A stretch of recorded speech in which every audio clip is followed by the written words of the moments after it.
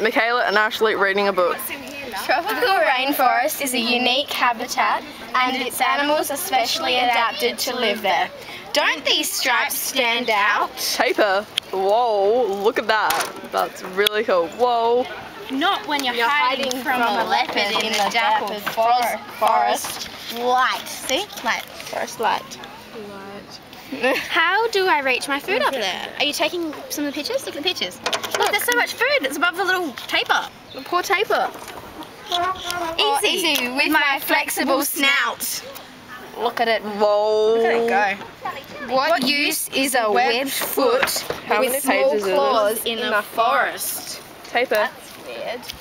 Very useful if you have to feel. Guys, I don't think the taper likes you. Forest streams. What?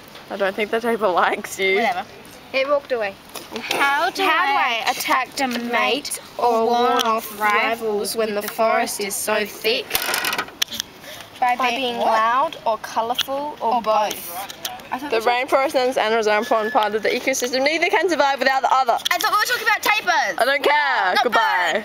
birds.